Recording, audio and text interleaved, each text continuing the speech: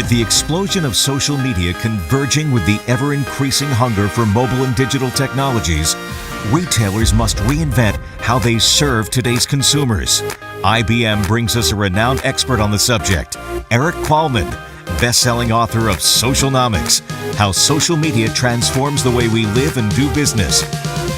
Erik has built his career on helping grow the digital capabilities of companies and organizations around the globe. Today, he brings his expertise and perspective to the world of retail. He'll explore how best-of-breed retailers are profitably leveraging new technologies and analytics to meet consumers' changing expectations in today's complex and competitive marketplace, and how retailers can harness the power of social media to raise brand awareness, drive loyalty, and deliver one-to-one customer experiences.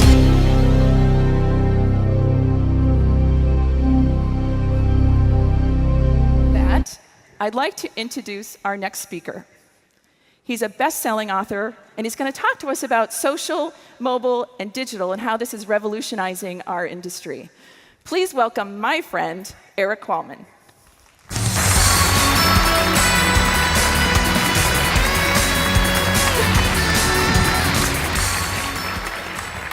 How y'all doing? So I've been flying a lot lately, and like you guys, you fly a lot. You meet a lot of interesting characters out there on the planes. So I was talking to this nice guy, and after about 30 minutes, I asked him what he does. He says, I'm a musician.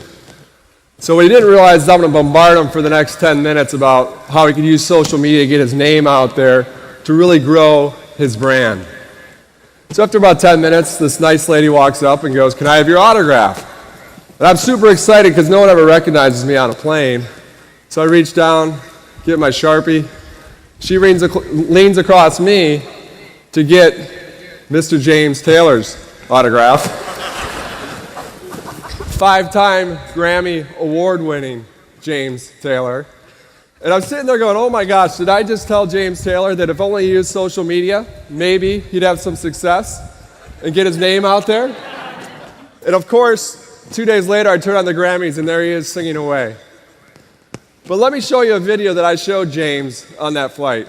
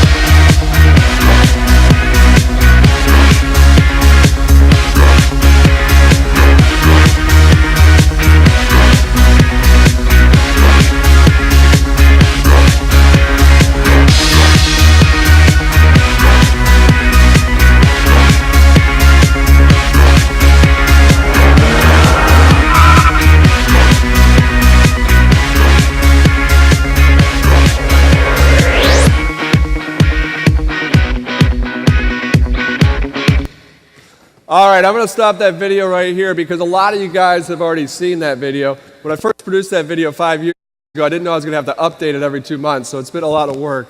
But since you guys have seen it, and since you guys are on the retail side, what I wanted to showcase to you was a little story about how we buy today. And since Valentine's Day is coming up a month from now, I wanted to do it around Valentine's Day. But before I play that quick clip, I'm just going to play a little soundbite from this video, which most of you guys have probably seen. This is the music you guys probably usually hear from this video.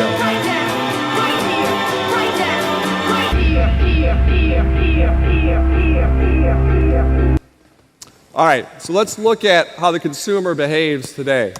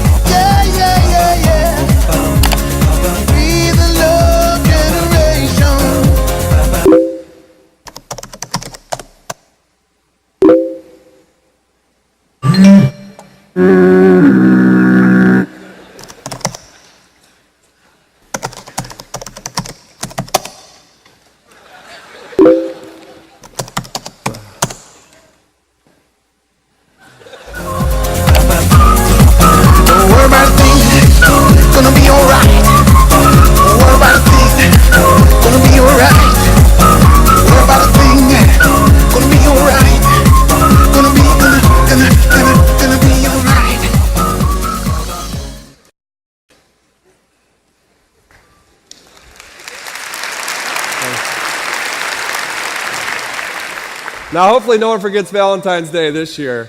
But that showcased a little bit what Socialnomics is all about. But at a 5-second level, Socialnomics is just word of mouth on digital steroids. Or a lot of you global folks in here, it's word of mouth now goes to world of mouth. Just like we no longer look for the news is pushed to us. Products and services will soon be pushed to us through mobile and also social. They're not emerging, they're actually merging technologies, social and mobile. And so how far away are we from this world? So I used to tell a story that was, this is coming, this is what it looks like. I'd give a fictitious example. But now it's really here. 2 weeks ago, I walked into Apple because I needed to buy a case for my new phone. So I went up there, and the salesperson was very helpful and said, hey, there's a new app. So I downloaded this app. The app allowed me to scan that product in the Apple Store as an Apple app, and it came back with reviews around that product. Also, I pulled out my Amazon app and scanned it as well to see how many reviews were out there. There's 300 reviews on this product, and also gave me a price. Now, since the price is only $2 difference, it's $2 less on Amazon, and I wanted that case today, I actually wound up buying the case at Apple. But I was one of those showroomers. I had the power in my pocket. The other cool thing is with this app from Apple, I just scanned that product and walked out of the store.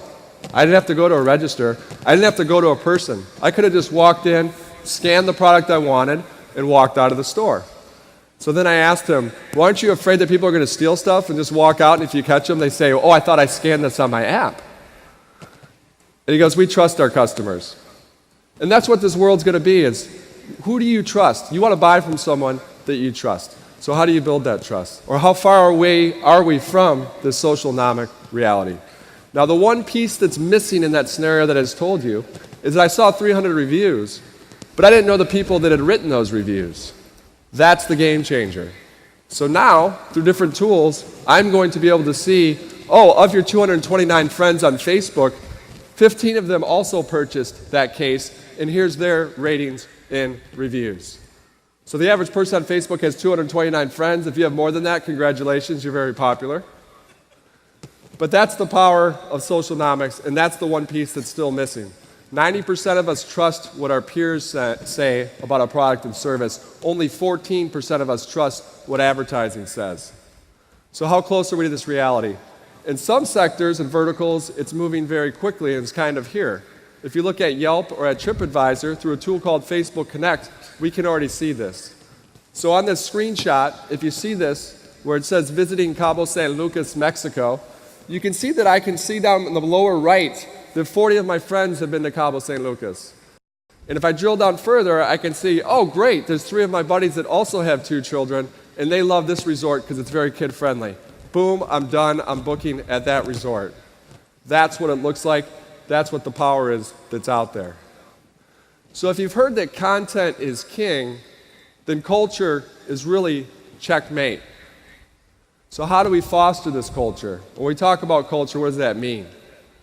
No matter what you sell, there's 2 things that are going to drive the success of your business.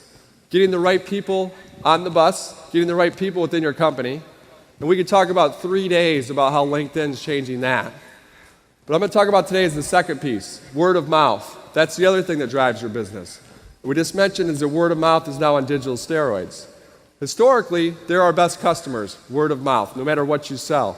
So now we have this superpower that we can take advantage of. But how do we take advantage of that? How do we have that right culture? And think about your culture today when it comes to social media.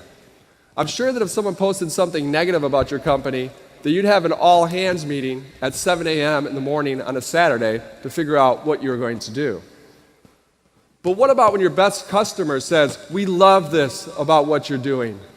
Are you having that same emergency meeting at 7 a.m. Saturday to figure out how we do more of this? How do we leverage it? Most likely not. And so you need to understand, what are you rewarding internally to your company when it comes to mobile and also to social? So what are some of the tricks on how to have success? It's really about listen, interact, react, and then sell. And you're probably sitting there going, Eric, you've got those wrong. Selling's number 1. You know that. Selling's number 1. But we've all proven that doesn't work within social media. And it doesn't work because social media is less about technology and more about relationships. It's living, it's breathing, it's your customer. The way that would look in an offline world is if before this meeting started, if you saw 4 people having a great conversation, if you walked up to them and said, "Excuse me, can I interrupt you for a minute and tell you why I'm great for the next 5 minutes?" That wouldn't go over so well in the offline world, and it doesn't go over well in the digital world. So it's listen, interact, react, then sell. Most companies are doing listen and interact today. They're not doing the react piece. They're not adjusting real time. If they hear 90% of people don't like something about your product and service, are you changing that today? Conversely, if 90% of your best customers say, "We love this about your product and service," are you changing the way you do business today? The flip side, the consumer, we're all consumers. Think about the last time you bought something. What did you do? You listened. What can I expect from this product and service? Then you actually interacted with it. You used it. Then the third piece, you reacted. Was it good or was it a bad experience based on your expectation? Then the fourth one, which is why we're here today, is today the consumer can sell for or against your brand using all this technology. That's the new thing. That is the game changer. So let's look at a couple quick examples. This young man took a flight from Nova Scotia into Nebraska. He was a musician. His name wasn't James Taylor, but he was a musician. And his guitar got damaged. And so for the next year, he tried to get that resolved. And finally, United said, "Just go away. We're not going to pay for your guitar." So this guy, Dave Carroll, decided to go on YouTube and write a song about his experience. So this is his song. This is his story. I flew United Airlines on my way to Nebraska. The plane departed Halifax, connecting in Chicago's O'Hare. While on the ground, a passenger said from the seat behind me, "My God, they're throwing guitars out there." The band and I exchanged a look, best described as terror, at the action on the tarmac and knowing whose projectiles these would be. So before I left Chicago, I alerted 3 employees who showed complete indifference towards me. United, United, you broke my Taylor guitar. United, United. All right. That goes on for a couple more minutes. You can watch the whole thing on YouTube. It's got 14 million views, but you get the point. I don't want to focus on the United side of the story. What I want to focus on is the opportunity that's all around us if we're listening. What kind of guitar does he mention? Taylor guitars. So the head of Taylor Guitars out in California gets on YouTube. They don't have to have a meeting. They get on YouTube. They shoot it in low light, just with an easy camera. And he says, "Look, Dave, sorry this happened to you. I just shipped you 2 brand new guitars. And for all you other users out there that use our guitar, these are some tips on so this doesn't happen to you when you travel." There's another company that makes the guitar cases. And they reach out to Dave, and now they have a Dave Carroll travel guitar case. And Dave's done pretty well for himself. He's sold 99 cents on iTunes, a lot of this music. And he also has a book called United Breaks Guitars. So imagine that opportunity. There's 3 opportunities that people took advantage because they were listening for it and reacting quickly. All right, I'll let you guys read this. While you read this, I'll be talking about this scenario. So this young man at Chrysler had a bad day, a bad commute to work, and accidentally hit the wrong button. He thought this was posting to his personal account. He had access to post to the Chrysler automotive account. This accidentally goes out on behalf of all Chrysler. Obviously, where the stars are, those weren't stars, is a different word. And so unfortunately for this young man, he no longer works for Chrysler Cars. Now I bring this up because it helps set me up for this next piece, which the exact same thing happens to the Red Cross. Young lady hits the wrong button, thinks it's going to her personal account, but instead she sends this out on Twitter to the whole world, for the whole world to see. She posts this: "Ryan," I assume that's her boyfriend, "found 2 more 4-bottle packs of Dogfish Head's Midas Touch beer. When we drink, we do it right. Hashtag getting slizzard. But the Red Cross understood something which all of you guys will understand when we leave here, is that social media touches every aspect of your business because it touches your customer. So it's not owned by marketing, PR, customer service. It's owned by everybody within social in the company. And it needs to start with the CEO and the executives and go all the way down. Think about how many of you guys are actually giving your executives a weekly report, a listening report that says 2 pages. Here's what we're doing really well. Here's what we're doing poorly based on the information that we're getting out there digitally. And also, do you have a feedback loop from the retail level up to see what's actually happening on the ground and see how that compares to what is happening digitally? Are you giving your executives that listening report? And also, are you giving it to them, him or her, those for your 2 top competitors as well? That same format, that same listening report. Again, seems very basic, but 90% of the Fortune 500 companies I visit do not give that to their executives. So they don't have that type of insight. But the Red Cross understands it. They've trained their entire company on social media. So when this young lady hits the wrong button and sends this out, within 4 minutes, someone in the IT department sends this out from the Red Cross.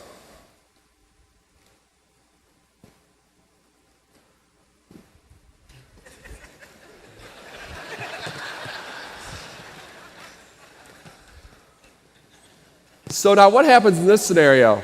Young lady's not fired. Actually, their donations go dramatically up. A lot of PR around this. The donations go up. Also, that beer company that was mentioned, they get in the act, and they say, hey, instead of drinking a pint of our beer this week, why don't you donate a pint of blood this week to the Red Cross? So this is how this all works. And what is it? It's showing how awesome you are through your flaws. So it's flawsome. It's really showing how awesome you are through your flaws. FedEx has found that if they resolve a customer issue, that customer is 3 times more likely to repeat than someone that never had an issue in the first place. So how do you take advantage of when something negative happens out there? This is what this is all about. All right, let's look at a retailer, Gary Vaynerchuk. He sells wine out of New Jersey, out of Springfield, New Jersey. He decides to take advantage of video. So he's going to teach people how to learn about wine via video. So I'm going to show you his first video.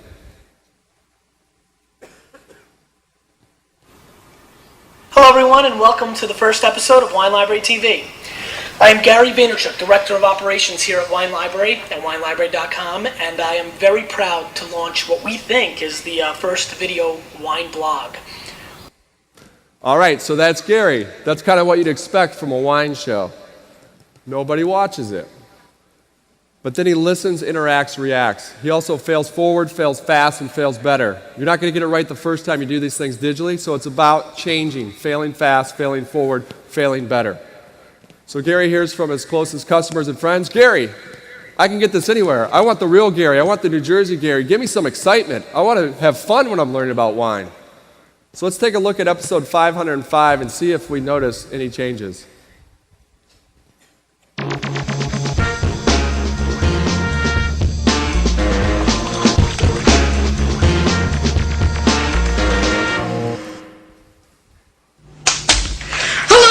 Welcome to Wine Library TV. I am your host, Gary Vaynerchuk.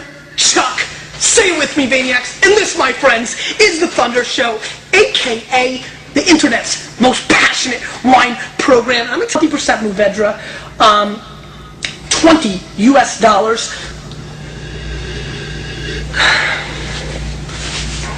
Pretty nose, like an Enclair, like, let's give it a whirl.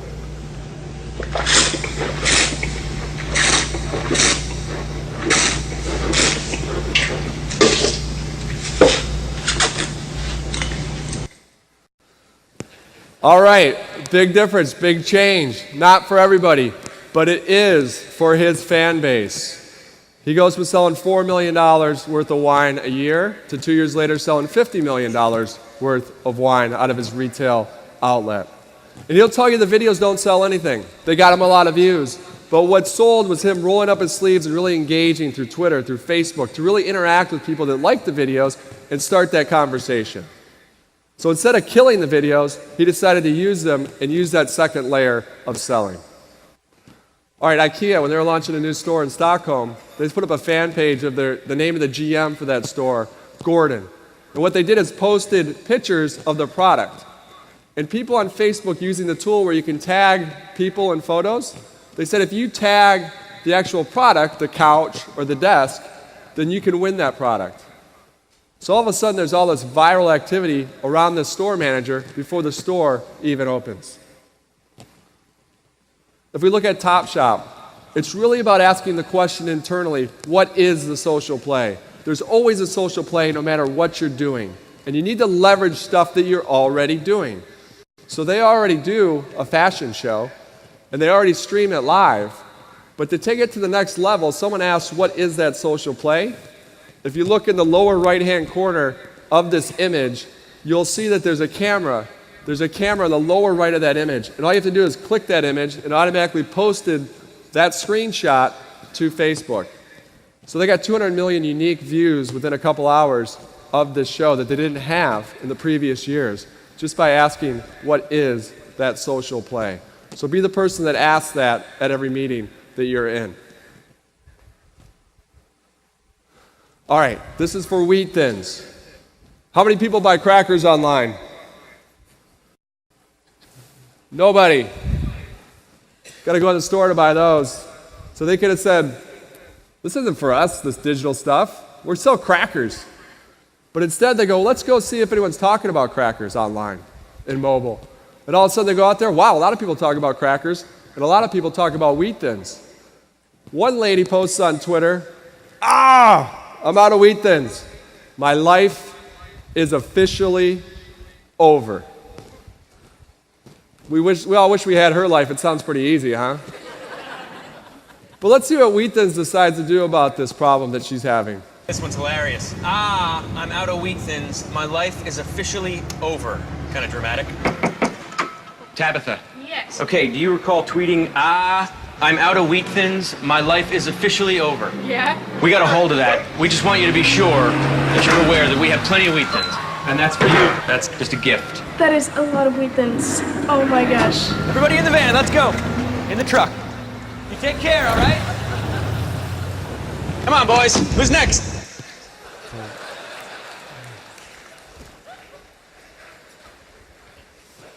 There's also players entering the space that, if you look at Starbucks, they've changed a lot since Howard Schultz came back as CEO in 2008.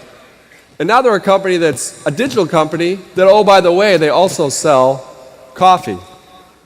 So look forward soon to where if you order the same thing from the same Starbucks every morning, why do you have to wait in line? Always look to see how do you resolve a customer issue, and you'll resolve a business issue. So look for it, for all you people that buy Starbucks, to where you'll have an app to where you're 10 minutes away in your car, it'll automatically put your order in for your coffee. And then when you walk into that Starbucks, through the Square technology, an image of you will actually pop up on their register, and you're going to pay with your phone. And so that resolves the customer issue. They no longer have to wait in line. But oh, by the way, it resolves a business issue, that people aren't going to leave that line and not buy something. And also it helps them control their inventory better, because they know those orders that will be coming in consistently and who they're coming in from. This is how quick the world is changing. I'm going to send this out to you. There's 100 different digital tools that you can use. So I ask all of you, is your company listening, interacting, reacting, and then selling? Are you fostering the right culture to have success out there? And I'm sure that all of you are beginning today if you aren't already doing it today. I will be signing books immediately after this in the corridor. Right now, I would like to bring Jill back up here. We're going to answer some quick questions that you guys sent in, but I also want to thank you guys. You've been a great audience. Thank you so much.